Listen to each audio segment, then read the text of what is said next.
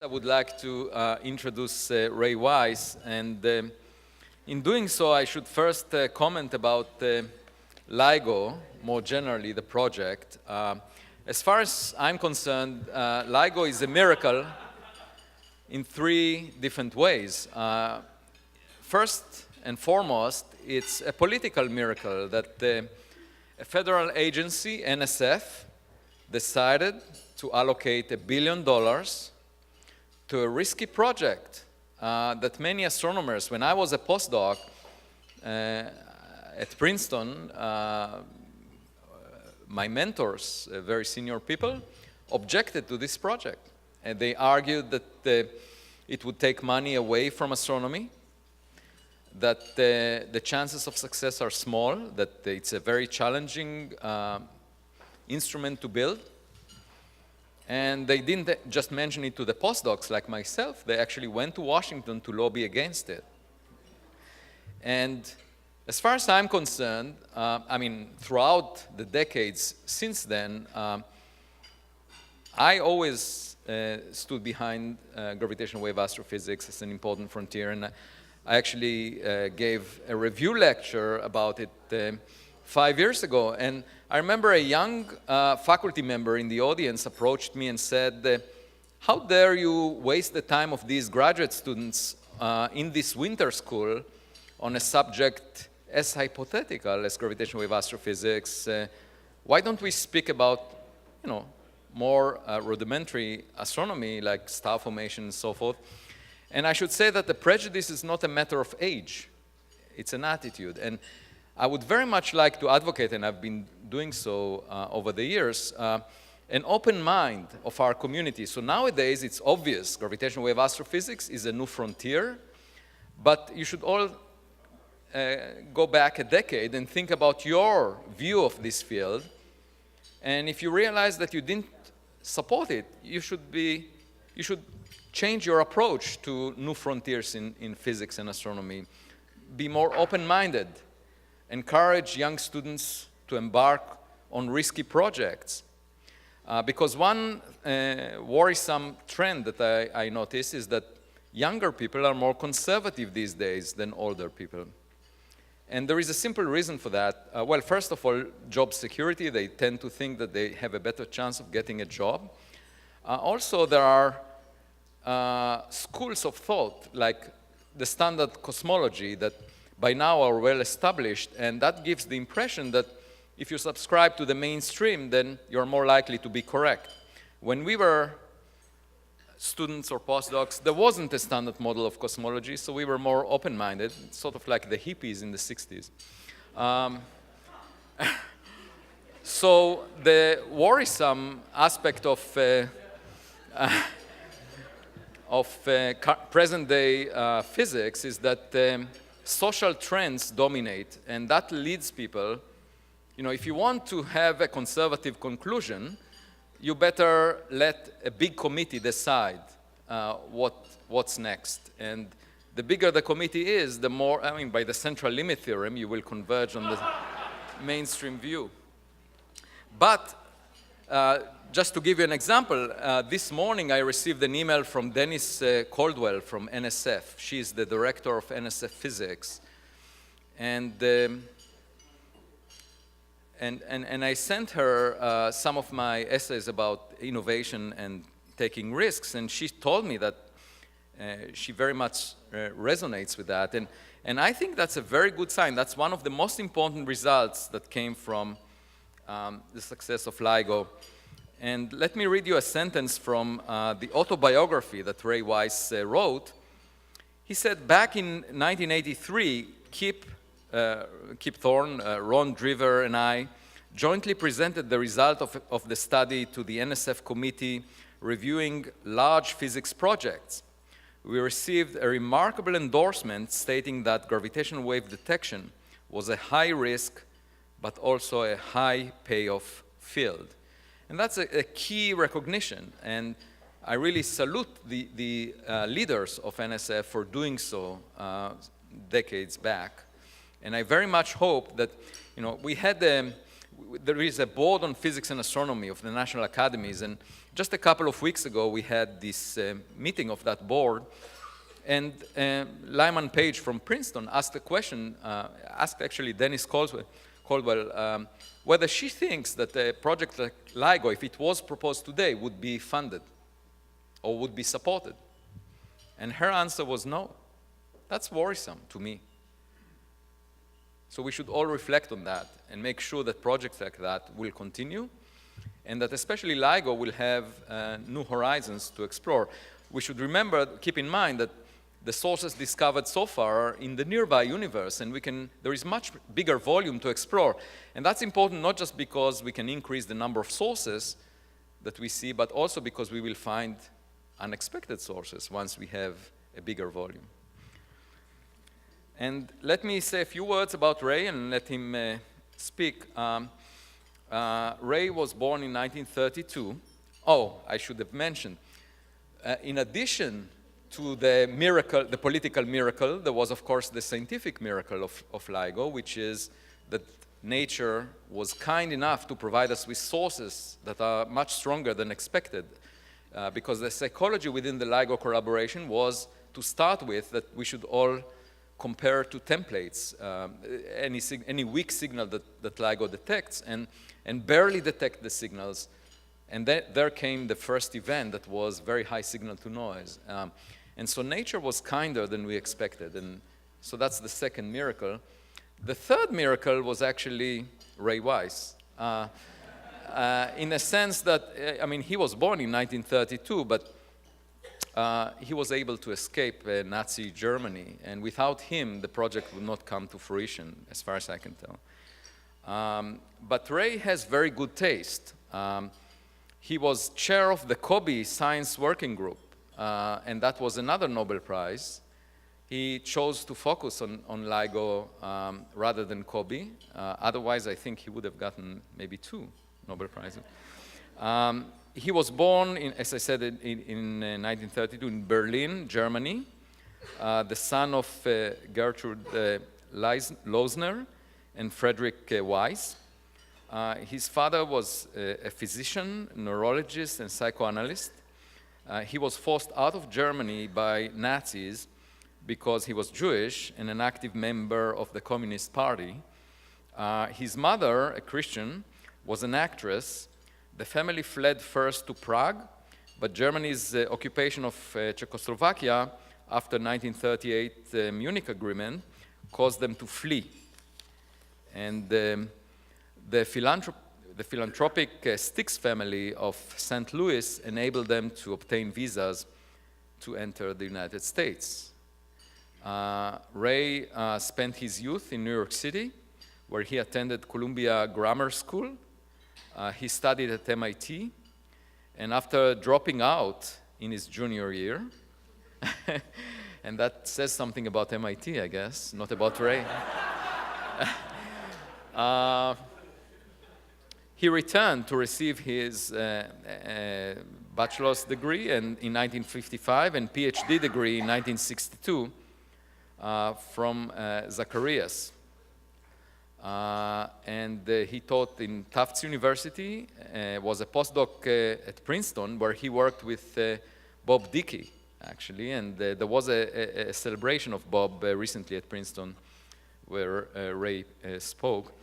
And I guess that experience of being at Princeton with Bob Dickey introduced the bug of testing general relativity into Ray's thinking. And then he joined the faculty at MIT in 1964. And I should say that many of the colleagues, of Ray's colleagues at MIT, objected to LIGO. You shouldn't take it for granted that proximity to a person means loyalty or support. And the way I found about it recently is that here at Harvard we have a new president. His name is Larry Bacow. He will start his post on July 1st. And when I invited him to this banquet, unfortunately he had another commitment at the same time. But he told me that he was advised by a physicist not to support, when he was vice chancellor of MIT, not to support the LIGO project. So it was not an easy track to success, and we should all salute Ray for being the livelihood of this project and making it happen. Ray.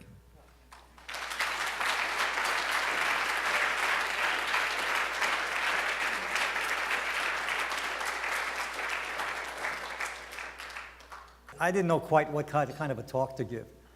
And the reason was this, I was supposed to be celebratory, and this is a lovely occasion, and I thought first maybe I should talk about Einstein in a way that you probably never knew about.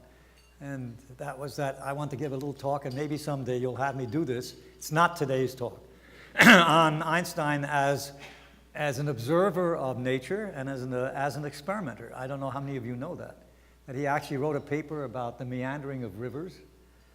And then he also did an experiment with a guy named de Haas, and they did a very beautiful experiment. Turns out that was, but I had prepared all of that, but then I looked at what you guys were getting in your general talks, and I felt it was better to talk about something serious, which is the title of this talk. And what I'm going to talk about is, I'll give you the name of it, is the sort of challenges and prospects for the field that we've been talking about here. And I'm not going to talk about LISA or B modes or pulsar timing, because that's not what I want to drive a certain point. I want to show you what the problems we're going to be facing are with the ground-based work, and also some of the things that are the challenges, but also the prospects. So I'll start with things you know. And well, first I'll give you an outline. The outline is I want to talk about the science. I want to talk a little bit about the challenges and the technology that go with trying to do new science. And lastly, and it's not much of a slide, but I want your advice, and I think all of us who are in the field would like your advice on what is the right strategy to use in furthering the field. And you'll see what I mean by that when I get there. So first, let's quickly take a note of the things that have happened. I won't bother you with all the details, but you are all aware that we've detected black holes, binary black holes. And here are 4 of them. This picture is time versus each one of these is the strain pattern seen. This is the one that was the first one and the one that caused the most noise. These are then subsequent detections, and this is not a very good one, but the others are high signal to noise detections.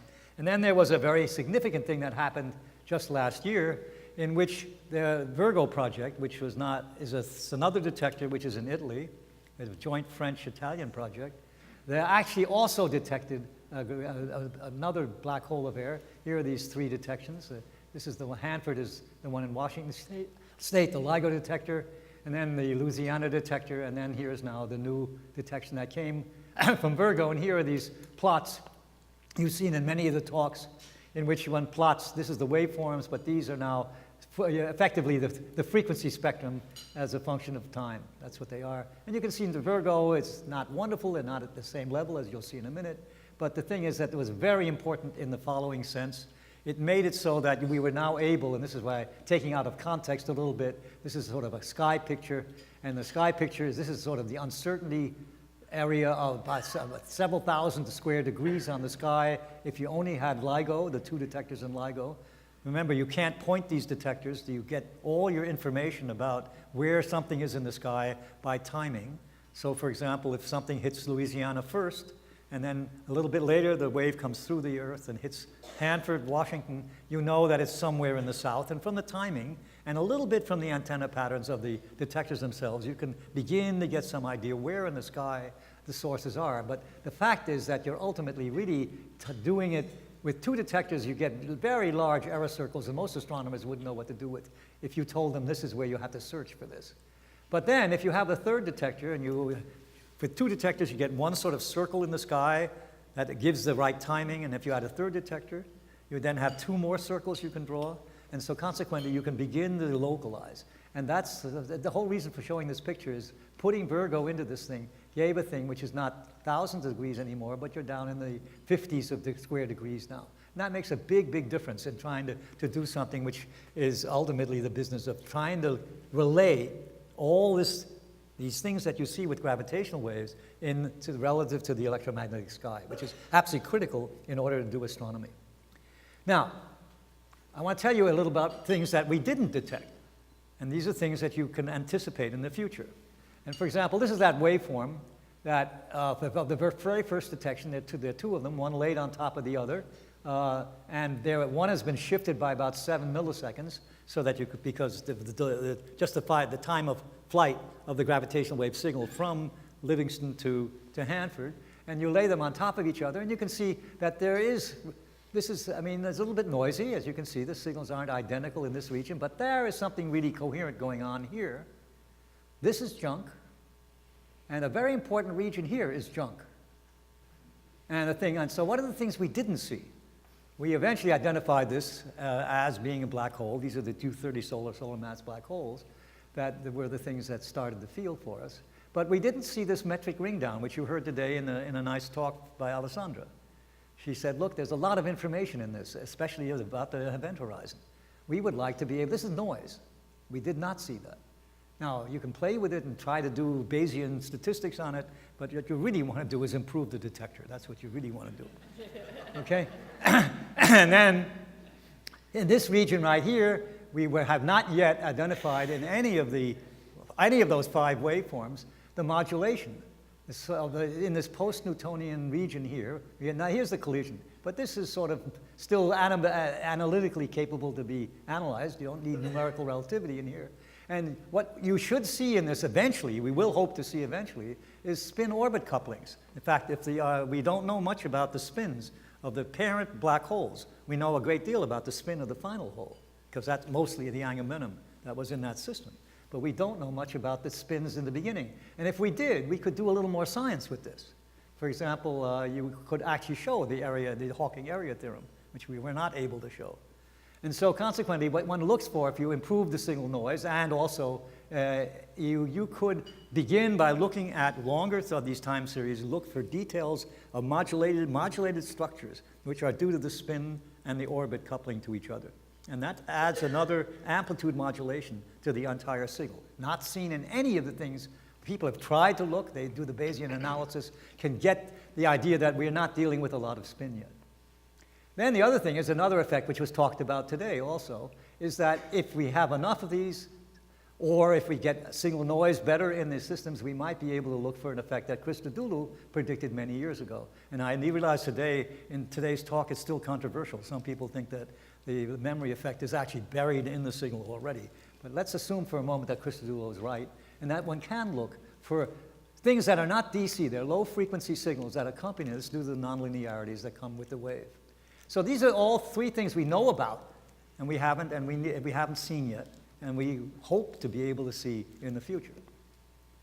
So that's one example of looking at things we already know, but we know things we love to know more about. We also like to know more about the astronomy. And we'd like to know, in the astronomy in this case, is we would like to know more about where these things get formed, for example. The formation and the rates. For example, there's various ideas. You are all probably familiar with this. There's the idea that maybe these black holes that are binaries are formed in a common envelope. They come from one star that has collapsed and made 2 black holes. That's one way. And where do they come from? Maybe do they come from ordinary stars, or do you have to go all the way back to the first stars that are only hydrogen and helium? Are they made there? These are big stars. Maybe they come from that. And maybe it's continuous over all epochs, this stellar production. That's a question we don't know the answer to. Okay, you're going to get that by looking at more things and looking deeper. The other alternative is that people have now been thinking about a lot, is the fact maybe the formation of these things comes about in these large clusters of stars. And what happens there is that there are collisions in star clusters. And these are 10 to the 9, 10 to the 10 stars all hanging around together. And maybe they're formed there, and they would have maybe random spins. If they're a common envelope, they wouldn't be random spins. Well, they could be primordial, and I heard a little talk today about that too. That's a little heavy, a 30 solar mass black hole. I think we would know that they are not primordial, but I don't know. There are people who still think they might be. So anyway, it's not something we can rule out completely at this moment. And if we want to get electromagnetic, we would love to see. And that means love to see with electromagnetic astronomy You would love to see what these black holes are up to. You would love to find out, is there something left after the collision of the black holes that you can see electromagnetically? And there are different ideas about that. And in order to do that right, you need to get there quickly and know where to look. So the region then is, again, signal noise is necessary, but you need to have more detectors. So position and lower latency get there faster. Now, what's the distribution of these masses, for example? We don't know that. We don't know where do you begin? We know that there are, let me get some water, hold on. We know there are black holes that are 10 solar masses, but where does it end? And what does the mass distribution look like?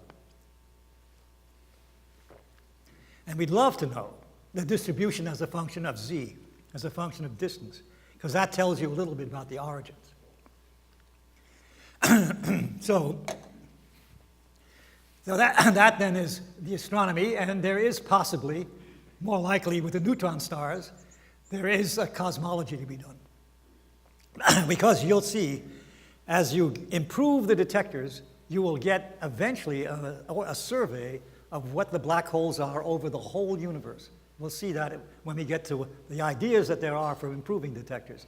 It's a good chance, if one builds those things, you will see every black hole event, binary black hole event, registered in a detector. And that must be good for cosmology some way.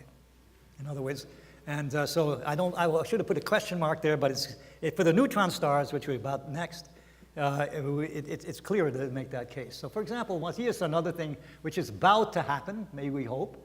This is related to that sort of question. This is a picture of looking what might be the stochastic background of black holes that you haven't individually resolved. In other words, people within the LIGO collaboration are looking, and here the way they do this is they look with a cross correlation between detectors. They look for a noise that is the same in the two detectors, and if you cross correlate, then the individual noises in the individual detectors averages down.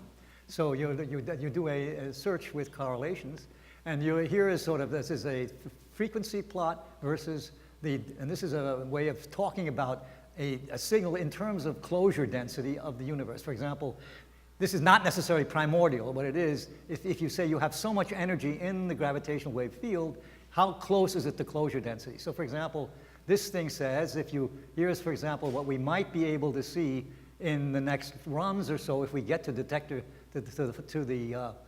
sensitivity we should have for advanced LIGO, and we'll show you more about that in a minute. You might be able to see a curve of noise that's like that, and this band is sort of what we might now expect as just the unresolved background noise from black holes in these funny units, which really are units of the energy density in the gravitational radiation field relative to the closure density for the universe. That's all started because people were early on thinking of using this technique as a way of looking at the cosmic background of gravitational waves, which is an interesting but probably unlikely thing to detect with the ground-based detectors. Anyway, this is just a relic of that early thinking. So you can see that this is a prediction being made for the next runs, and maybe you will see, if you integrate long enough, so of the order of a year, you will see this background. And the other thing, this is now work that is really related to a curve I'll be showing you presently, and this tries to put some structure behind the statement I made earlier. If you build the best detectors you can think of right now, you might do something very interesting. This is now an assay of the black holes, and what this is the mass of the black holes is 100 solar masses, and here is the redshift, and this is the redshift of 10. And this is for various versions of a detector I'll show you about, but you are in a regime where you actually are able to see all the black holes with decent signal noise. This is a signal noise of 100. All the black holes. I don't know which curve we should use, but it depends on the particular engineering things that go with particular detector we're talking about. And I'll show you what those detectors are in a minute. So this is a sort of indication, and people here expect, people in this room, and Matt in particular, Matt Evans, who's sitting right there, and others in the group have actually calculated to see what it would take to be able to make this survey that was continuous within our total, the total universe we have. So it's a very promising business, but we have to make the detectors better. So here's the other direction that we now know about. This is this famous thing that happened also a year about, well, in August last year. And this is that curve of, again, a frequency versus time plot of the neutron star collision, okay? And it goes up to, in this picture, not to the point where they collide, that's way up here someplace, but this is before our detector is not sensitive in the region at the 1 kilohertz or so where they collide. That's the frequency they're going around each other, kilohertz. This is sort of 400 hertz or so. But there's quite a very distinctive signal, a nice, wonderful chirp. And here is this amazing thing that happened, namely that this is the signal from the Fermi satellite, which is a gamma ray telescope. And here it is, some 1.7 seconds after the end point of this collision of the two neutron stars. And there is this thing, which then started, and this is other detectors, another detector on the same satellite, and this is a separate satellite. And so this is now the first evidence that we're not seeing just gravitational waves, but we're seeing something which people had predicted a long time ago, that neutron star binaries make one version of the gamma ray bursts, the short, high energy ones. And there are a lot of things already scientifically interesting, right in this picture alone. That's the thing I just mentioned, namely that there's this surmise that was made back in the late 70s rather, that neutron stars are in fact the source of the one source of gamma ray bursts. That's sort of evidence for it. And the other thing is a very simple, lovely thing, that this source is 140 million light years away, and a delay, probably a delay due to local dynamics at the source, but nevertheless, if you accept that delay as an uncertainty, you now have established with this that the velocity of gravitational waves and the velocity of light are the same to a part in 10 to the 15. That's spectacular. Okay, and this eliminates a whole bunch of wacky theories, vector theories of gravity, but there's still some others left, I'm afraid. Okay, so here is sort of the thing that was the basis then of why this became such an important business. It became an important business because here is this is now again a sky picture, and here is the uncertainty that was had if you did only LIGO alone. That's again about, here's another place, two places where LIGO alone, but the fact that Virgo, which was on the error, had the sensitivity to see it, but didn't see it, okay, told us something. When that allowed us to make a smaller error circle, and eventually made it so possible for people like Ito and others to find this thing in a telescope. And here is, I think, the thing that's sort of very dramatic. Here's a galaxy with this number, which means very little to me. And, and here it is, and there's some stars, and this was some number of weeks before. And lo and behold, there's the same picture, but now it has that little dot in it, which comes from this event. And that then set off the whole idea of looking for it by many, many telescopes with many, many different wavelengths, and made an incredible piece of science. A story which is very, very beautiful. I'm not going to tell it to you. It's been told by Ito and others. And it's a beautiful story, and it's sort of the beginning of thinking about what it means to do, as the National Science Foundation is now very apt to push the idea of doing multi-messenger astronomy. In other words, you learn so much more from the fact that you look both in gravitational waves, you will look also in optical and infrared, X-ray, and if you could, eventually, maybe with particle neutrinos. We didn't see anything with neutrinos here, but so forth. So this was okay, so what physics comes out of that? And what can you expect will come out of that? Well, I'm leaving out a lot of stuff, which a lot of people are very proud of, so don't get mad at me, okay? But the thing is, I'm looking forward for the field, and it's specifically the gravitational part of it. So it turns out that what's the neutron star physics and astronomy that comes out of this and further things? Well, one of the most important things is that you can, and I'll show you examples of that, get how stiff the nuclear matter is, the matter that makes up the star. So one of the things that one way of doing that is to look, and I'll show you something in a minute, the tidal distortion of in the orbit. In other words, and I'll show you a picture of that, namely by following those many, many oscillations of the neutron stars around each other. When they get very close enough, one star will pull a tide in the other, and that changes the phase that you would predict for the actual orbital motion. There is also, and I'll show you an example of that, is that now there are now models, so these are fairly new models, that after the collision of the two neutron stars, post the merger of the two neutron stars, there's all sorts of interesting normal mode activity going on in nuclear matter before the system turns into a black hole. And these are oscillations in, for example, a bar that might exist after the collision, or oscillations of bending of the bar, stretching of the bar. I'll show you some pictures of what people are predicting for that. And that's ahead of us. That would be spectacular. Then, if we ever did detect, and people are still looking very hard for CW sources. In other words, these are waves, these are all the things we've been discussing up to now, are sources in which there's a transient, and the transient lasts for a little bit, and you do one kind of detection technology for that. But then there's a large group of people within the collaboration, the LIGO and Virgo, that is also looking for continuous wave sources. And what they're hoping for is maybe finding a neutron star that has a bump on it, or has an ellipticity to it due to the fact that the magnetic field on the star is not necessarily, the magnetic field has distorted the star due to its magnetic pressures, and that distortion, the ellipse that's made by that has principal axes that are not along the rotation. So you get something that looks like a wobbling football. That will radiate.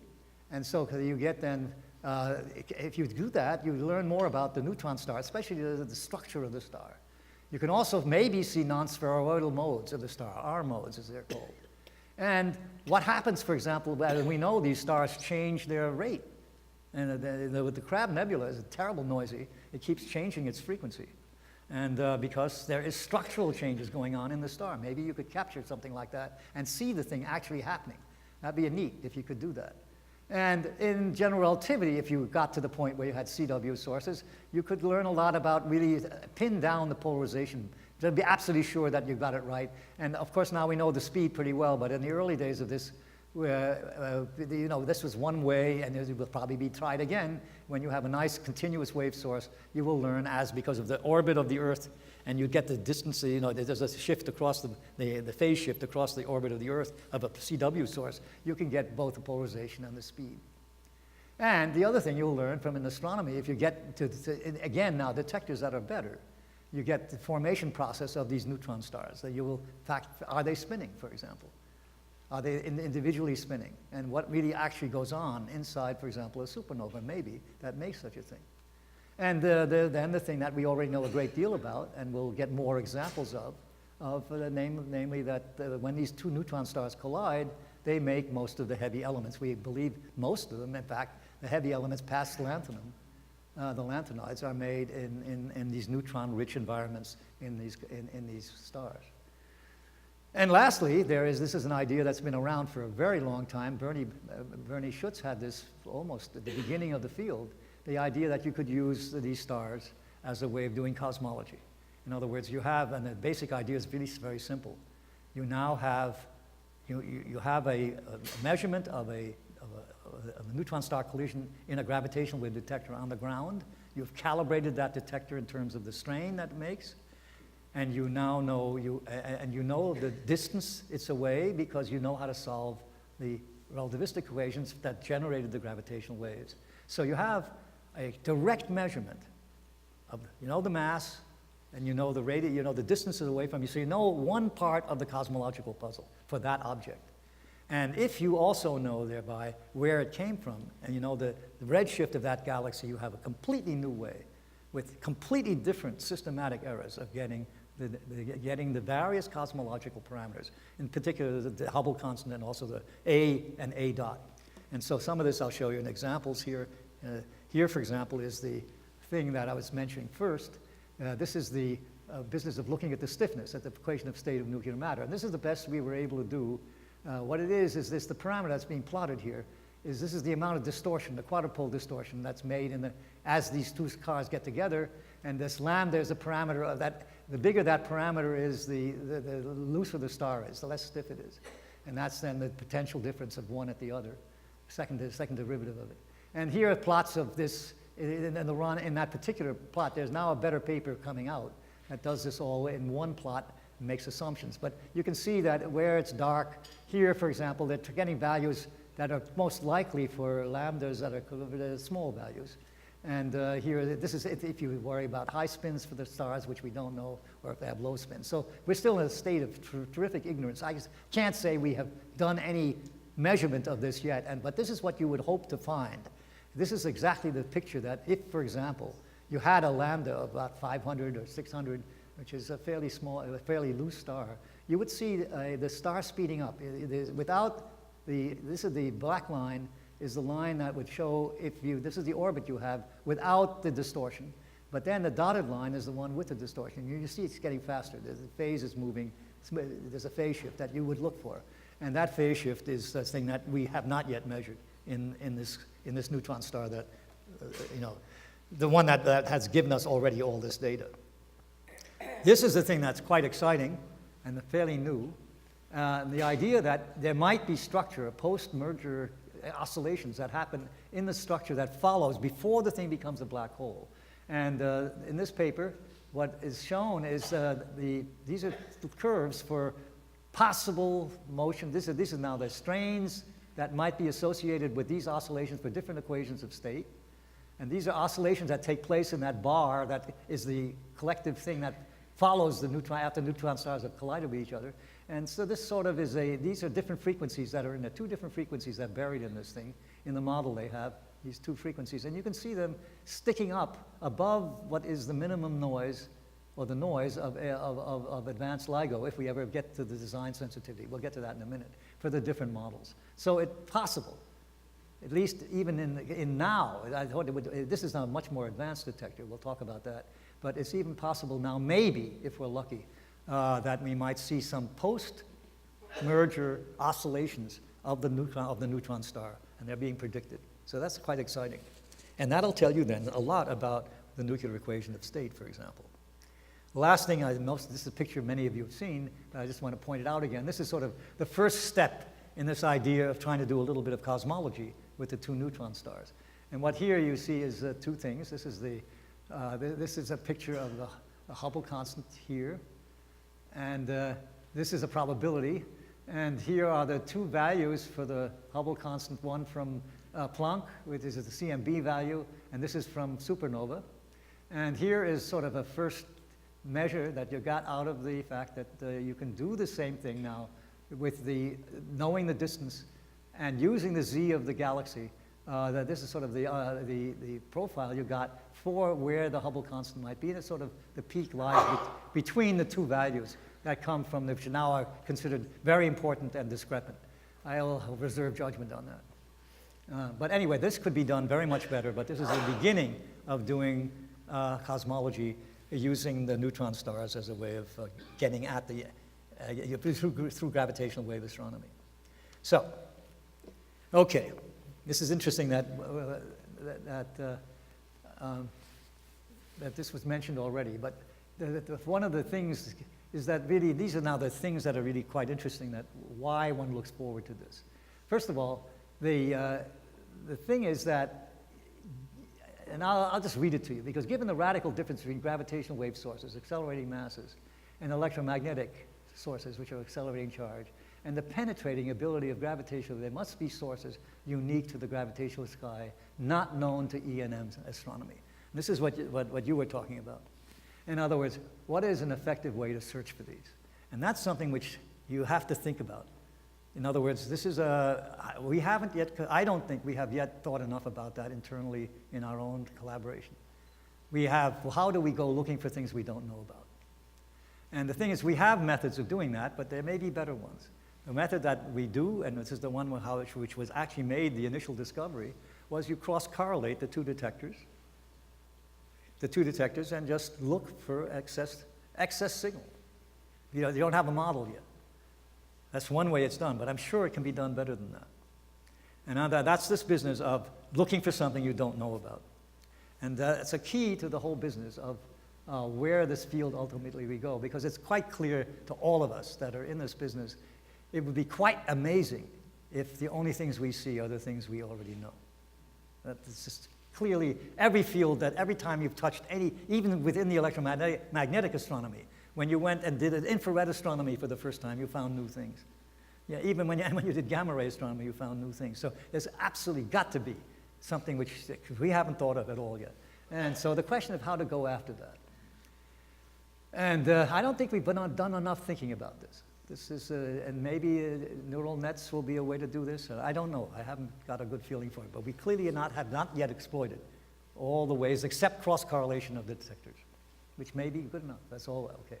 So now, the other thing that's critically important is something which is not so much appreciated by everybody. And that is that if we're going to make progress in this field, the thing that's very different about gravitational wave astronomy than, let's say, ordinary optical astronomy. The optical astronomy has something similar, but it's very different. We actually measure the amplitude. We don't measure the power. In other words, we measure the actual amplitude of the gravitational waves. And consequently, what that does is it makes it so that you have a different way of thinking about how much you get by making improvements in the detector. For example, if you're looking for a transient thing, which is like a bump in the night, okay? You clearly gain with the observation time that you have, how long you stay on the air, that you might see something. But the thing that's really important is that you gain in the following way. You gain with the cube, in effect, of the minimum value. Help me out, because I've lost something. Can you?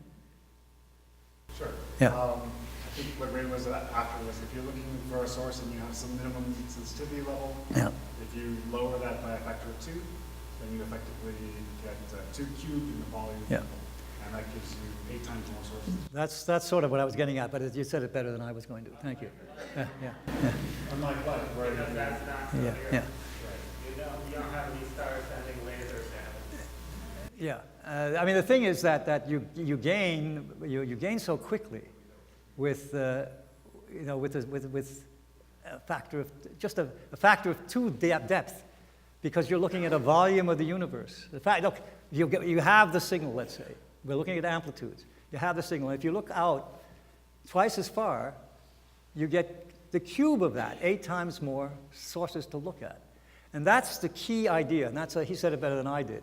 But the thing is, that's the thing about the gravitational waves. You're looking at amplitudes, not powers. And so consequently, you gain so dramatically with the fact that you have this sensitivity to amplitude. And that shows up in many places. It shows up also, for example, with periodic sources, the signal noise in periodic sources. You gain with the square root of the observation time, and that's wonderful. But you gain directly as the value of the strain that you might measure. And lastly, the thing is, it's even more profound when you're dealing with stochastic noise. I mean, there you only gain with the 4th power of the observation time, but you gain with the minimum ability of noise that you have. So you have this incredible performance. If you have a sensitivity, and you improve the sensitivity by a factor of 2, for transient sources, you will see 8 times more sources. And on top of that, each one of these has its own power law. So it turns out you are winning dramatically by having more sensitivity. It's much faster than just in optical astronomy, because you're looking at amplitudes, you're not looking at powers. So then here's sort of the structure of the sky. And this is what exists now. We have LIGO in Hanford, the LIGO in Louisiana, and LIGO are equivalent. The Virgo is again an interferometric detector in Italy. That is the thing that's now becoming important. All these 3 detectors, Virgo now has joined in making real detections. And there are 2 projects that are going on, one in Japan and another one in India, which are building, this is a 3-kilometer detector inside of a mountain. And this is this is the most embryonic of the 3. And that's a detector which will improve the performance, again, trying to keep up with all the other detectors in the world. So eventually we will have a 5-component system by the middle of the 20s, the 2020s. And what will come of it is something like this. Here is sort of the ability to localize. This is a sky map. And this sky map it's a little old, and Steve Fairhurst drew it, but this had Hanford, 2 detectors at Hanford. Forget about that. We now have a detector, a 4-kilometer detector at Hanford, another 4-kilometer detector at Livingston, and a 3-kilometer detector in Pisa. That's the Virgo detector. And this is sort of the uncertainty patterns on the sky you would get with a specific signal of noise. And you can see places in the sky where you have very large error circles for finding the sources, and maybe they're smaller in different places. And then if you add now another detector to this, like Virgo, like India, that's what I stands for, put a detector in India, you'll see that it all narrows down enormously. And you get sort of the size of the, little more than the size of a moon as the uncertainties in these different places. So that's an important step in trying to do the following. You put more detectors on the world, and you will find more places where you will be able to get better definition on the sky where the detection, where the sources are. And that's important. Now, let me talk a little bit about noise. And this is the second part of this thing. Here then is the noise budget. And I'll have to walk you a little bit through this. This is a noise budget actually drawn by Matt Evans over there, for the advanced LIGO detector, the one that's now running. And this is a theoretical curve. And let me walk you through a little bits of it. This is frequency. And this is the strain, which is the amplitude, the variable in the gravitational wave. That is the thing that you measure. And here then is various pieces of it. And this is sort of, the black one is the sum of a lot of different noise terms.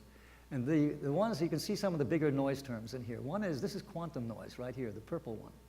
It says so, you see it's called, and what this is just, it's the shot noise of the photons in this part, and this is the radiation pressure fluctuations in this region. And so it turns out that almost dominates the budget, okay? So that's quantum noise itself, is almost the thing that limits it entirely. But then there's a significant noise, that's this one right there, which is just the thermal noise of the coatings on the mirrors. And that is, in fact, worrisome enough that we have to really deal with this. And this will be a limit in any further detectors unless we solve it. And by the way, this is the detector that is now running, or will be running again it's probably in December. And then there are other curves in here. For example, here is a noise that comes from the suspensions, that blue one. And that's just the thermal noise in the fact that they are running at room temperature, is this noise right there. And then there's other noises, this one here, which I think is, where's the gravity gradients, which are the green, is it the green one? Yeah, the green one, this one here, right there. This is something very hard to get rid of. What that is due to is that you are dealing with the fact that the gravitational waves what you think is a gravitational wave is affected by the fact that there are seismic waves running in the ground, and these are making density changes in the ground. And these density changes pull the mirrors that are in LIGO over. They just pull them over. And that's something that is very hard to deal with. That's one of the reasons why people are thinking of, as we'll see in a minute, thinking of taking the detectors and burying them. It's also an argument for maybe going into space. It's in fact one of the major arguments for going into space. It's something that's hard to get around.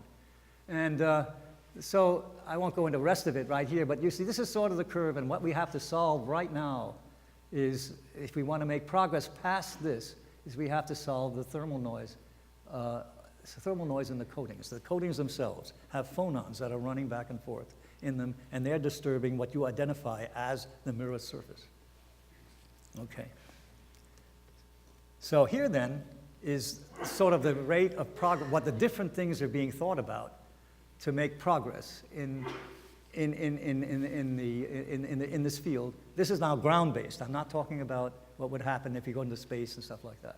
There's a lot of other ideas. But if you're on the ground, here are sort of an idea. This is a plot which is, again, the strain, but now as a spectral density, the strain per unit bandwidth that you can measure, which is the strength, this is noise that's competing with the gravitational wave.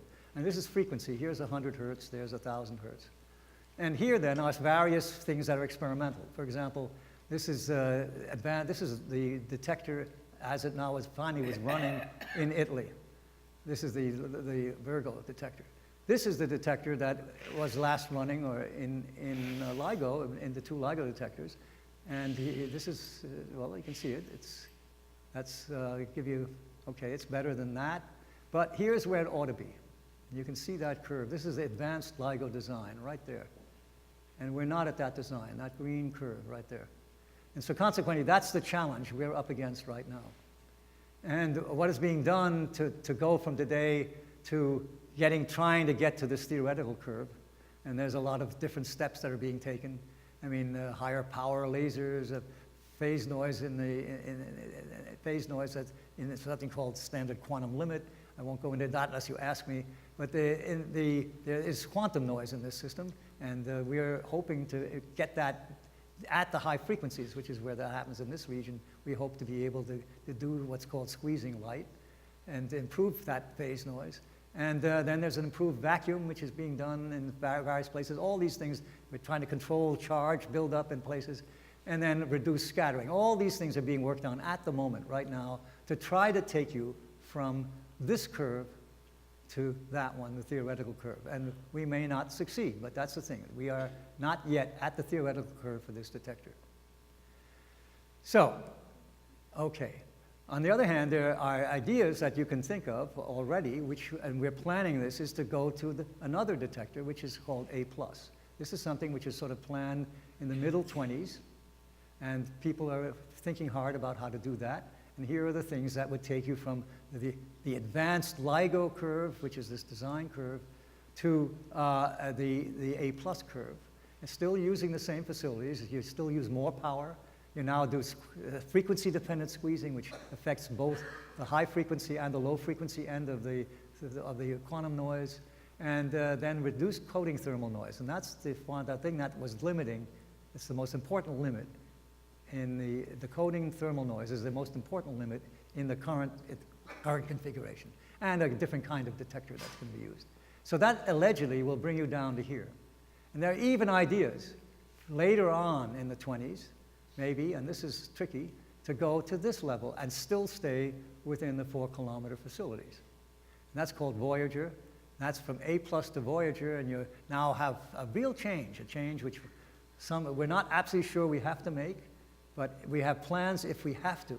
And that is we go and change the optics, make it silicon optics, make it heavier, operate the thing not at room temperature, but rather at 120 degrees Kelvin, and use a different color light, use 2 microns. And that gets you around some of the noise that's associated with the coding noise, that thing that is the coding noise that is dominating the noise budget now. And we hope also to measure some of the Newtonian noise, that's the gradient noise I was telling you about, namely the noise of the compression of the ground. You can do a little of that by measuring carefully around with seismometers and things that measure the atmospheric pressure, because it comes from both sides. Measure that and try to then regress that out of the data in the detector. And with somewhat improved seismic isolation and so forth, improved control systems. There's a whole bunch of steps and this is sort of the last step we've been able to think about that, and it's way ahead of us, but we're always thinking about how to get to this level, which within the 4-kilometer facilities. And then, from then on in, there is the whole idea that we will like to build some new facilities. And that comes, in Europe, there's an idea called Einstein, which is, a characteristic curve for that is down here, that one. And what that is a triangle. It's an equilateral triangle buried several kilometers down, in which you've gotten rid of some of the Newtonian noise. There's things that cause the gradients, that Newtonian gradient noise. You've reduced that some. But the important thing is that you're in a quieter region, but you've built this thing. You've built a system with several different interferometers so that you can cover a whole range of frequency spectra. This hasn't been costed properly, but it's estimated already that this will be in the billions. That's sort of this buried system, the triangle. And there are ideas in the United States, which is to do a surface measurement using a system which is about 40 kilometers long. And this has a different class of problems. Namely, you have to figure out how to make a system that's cheap enough so that you can afford it. Again, you're talking about of order $1 billion. Again, that number is not well known yet. But these are big steps forward in this field. if you want to do those. But they make dramatic differences in the sensitivity. And so here's the thing this is my last slide, and I want to sort of brainstorm with you a little bit about this slide. And the thing is that now is the time. I mean, now we are succeeding. We have to look ahead where this field might be going.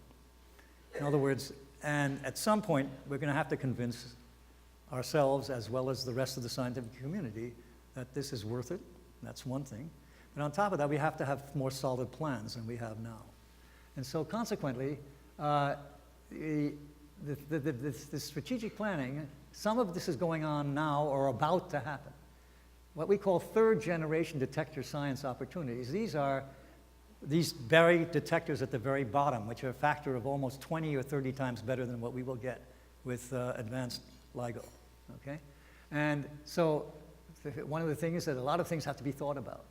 You have to think about how, if you had these third-generation detectors, let's say the 40-kilometer thing or the buried triangle, as they're being thought about in Europe, which is sort of, I didn't mention what the diameter is. It's 10 kilometers on the side.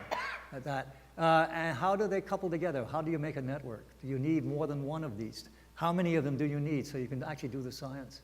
And how do they couple with the second-generation detectors, the ones that are at in the 4-kilometer systems, that are the ones we are still working on now, and they have gotten to the best we know how to go with them. And then, how do you best facilitate multi-messenger astronomy in this new regime with these very much better detectors? This kind of thing, the science opportunities that are available to this thing, are being studied now. And they're being studied by various committees. Some people in this room are doing that. And there'll be a report from them about some of the answers to some of these questions. The question then associated with that is, with these third-generation detectors, what should their configuration be? For example, should there be only one interferometer involved, for example, in a 40-kilometer system, or do you want to build multiple interferometers in them? Do you want to go cryogenic, which is a thing that we're beginning to, for example, the idea that this is being tried in Japan now, in the detector I pointed out to you earlier, which is a thing which will be on the air probably in the mid-20s. They hope to be on the air a lot sooner, but I give it the mid-20s. And then the question is, should you look at this in the buried case, which is what's being considered in Europe, or can you get away with doing it on the surface? And so the thing that's needed is that will be part of the studies that come about now, but it's not going to be all of that.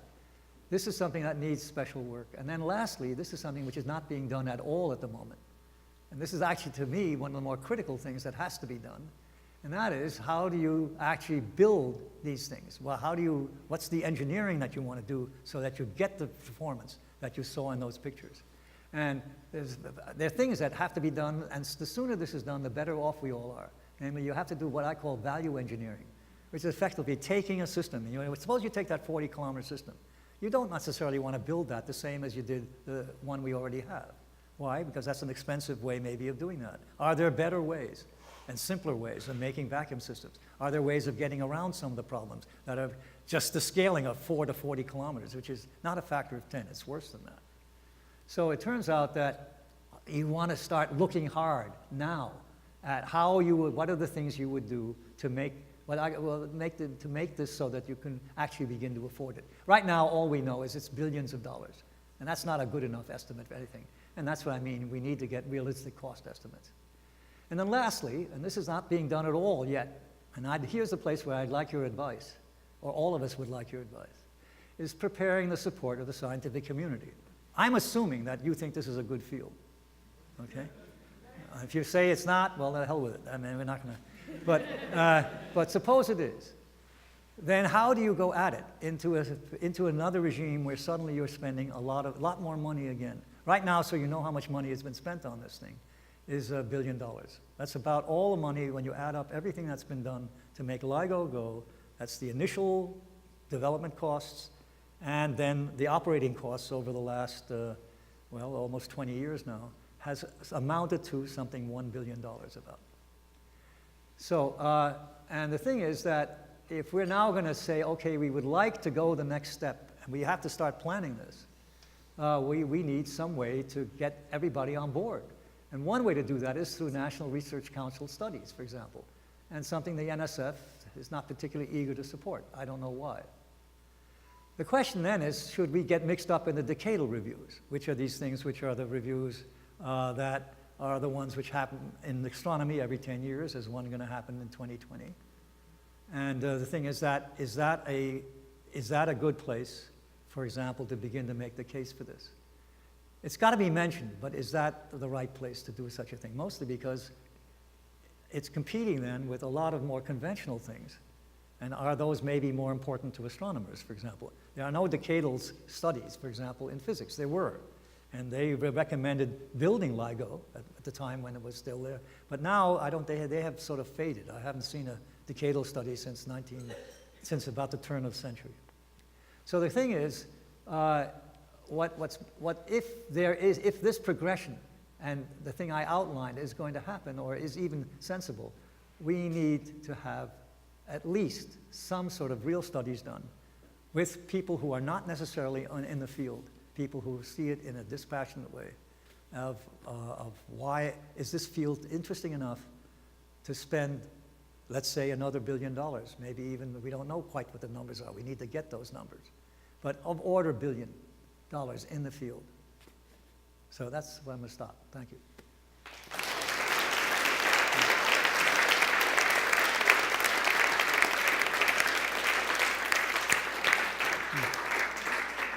Thank you, Ray.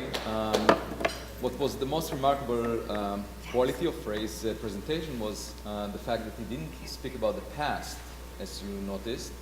He spoke about the future. And let me just make an arithmetic remark. 2018 minus 1932 is 86. And if you look at the big projects that humanity was involved in, like the pyramids, the kings funded those with the expectation that they would be accomplished within their lifetime. And the same is true about the LHC. People got involved. And so the fact that Ray thinks about the future long beyond the next decade is remarkable. I got a lot of good friends who are a lot younger than me, doesn't it? We have time for a couple of urgent, burning questions. What? Some are older, yeah. Questions also about the past, if anyone has any. Eric. So everything, I agree with every single thing you said, just about. But I'm curious, given how much money LIGO has cost, and given how much money all of these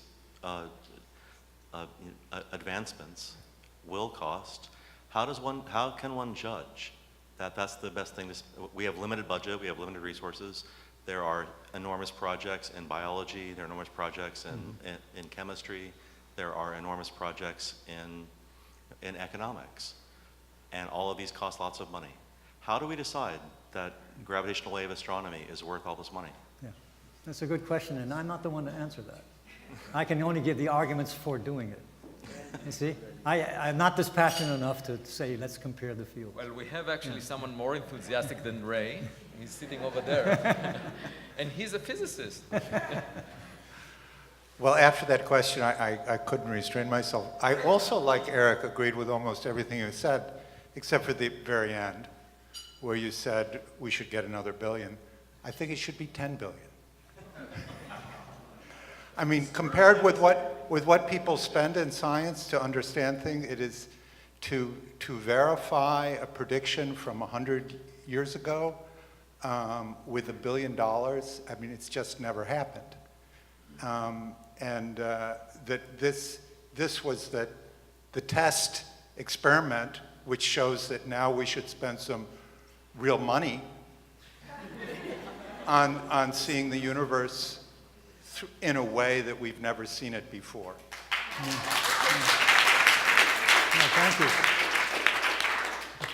Another point to make is that it used to be the case that federal agencies would fund big projects, but now there are individuals that have 10 times more than $10 billion.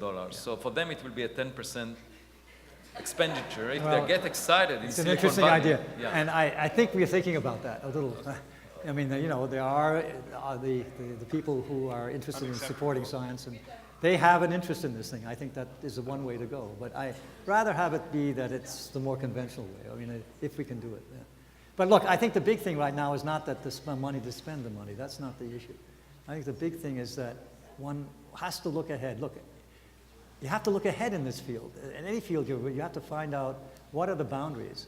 And for example, I'm quite convinced that if we're clever about it, we could save a lot of money in the process. I mean, in other words, there are ideas that have not been yet exploited in terms of thinking how to scale the thing so that you're not spending, you know, an inordinate amount of money to get the sensitivity. And that, I think that's this sort of value engineering, which is what it's called, is well worth doing in this field. Because there's so many things that can be thought of. And that doesn't deny what you're saying in terms of why do this science. I think the reason why I'm shy about that is I can't give you an argument about why this is better than, for example, something else. It happens to be an interesting thing to do. There are a lot of people who enjoy this. And it turns out that we've somehow captivated a lot of the young people. It's amazing to me how the young people have responded to this whole business of the gravitational waves. Now, it may have to do with Einstein. I don't know the exact reason. It may have to do with scares of black holes. God knows what it is. But it turns out somehow this has captured the imagination of the public more than most other science. They seem to think they understand it better. Well, we should make sure that these young people don't know that Einstein wrote a paper saying gravitational waves Well, don't yeah, exist. of course we know that. Yeah. And black holes do not exist. Around 1940, both papers. Satya. Yeah. Hi, thank you. I think one thing that is important to remember is that some of the technology going forward might very well be useful to industry. Not all of what we do is useful to human development and human well-being, not necessarily, but often innovation in scientific ideas inevitably lead to things like good cameras, internet, and things like that. I'm sorry? Yeah, and I think it pays for itself in the long run. That I do believe that's it's not money wasted. It's certainly, I'll tell you something. I deal a lot. I mean, I'm not trying to be self-serving here, but I go a lot to high schools. I enjoy talking with high school kids. Why? I mean, and then there's even grade school kids, and it turns out there's an enthusiasm. Once you explain to the kids what's going on here, they think this is absolutely marvelous. You know, I mean, there's this whole idea of looking at the universe in another way and things that are under your control. So it turns out that I don't think there's a problem with advocacy. That's not the problem. I think the problem we have is that it's expensive and it's going to have to compete with other things in the society. I think that's true. But I think it's, and that's why I think it's so important to get not just us chickens on committees, but rather have an NRC panel or have an academy panel look at this field, because they are then more dispassionate about it than we are. And I think they will point out to us. I think that's what will happen. I don't feel shy at all about going in front of other scientists who are not in this field and trying to explain the elegance of what you might learn here. I mean, I think we have a wonderful case. And the fact is the case has to be made. And now, so I'm not worried at all that you know, this thing will always look ordinary to people. It will look always quite spectacular. And because it goes right at the guts of something that everybody likes. They like Einstein, they like gravity, they think they understand it, a whole bunch of stuff like that. You know? And, Ido. Yeah. So I want to support Andy's $10 billion initiative. Wait for the mic. Yeah. Yeah, I want to support Andy's $10 billion initiative because we're just about to launch into space the James Webb Space Telescope, which will give us a view of hopefully the first stars and galaxies in the universe. That's an $8 billion project. And it took 400 years from the invention of the telescope to get to that point. Here we have the opportunity with $10 billion to do it in one generation, to go from the first detection of black hole binaries to seeing all the black hole binaries in the universe. So I think we have to take that momentum and keep it going and not skip a generation and really push that. And I don't think $10 billion is beyond the realm of what the astronomy community can support. Okay, well, we'll establish a fund right here, and anyone who is interested in contributing to that will be glad to collect. Go ahead, Dan. Hi. So you were careful not to talk about space experiments in your talk, but it seems like any discussion about what should we do and where should the money go clearly needs to include that discussion. So Yeah. can you maybe say a little bit about Sure. space-based experiments? Yeah, I mean, what you're referring to, I deliberately chose not to talk. It's a huge field now. But what he's referring to is, of course, there is a big project called, what's it called? Lisa. LISA, yeah, okay. Laser Interferometer Space Antenna. And that's been around almost as long as LIGO. In fact, it got invented on a meeting where LIGO was first talked about.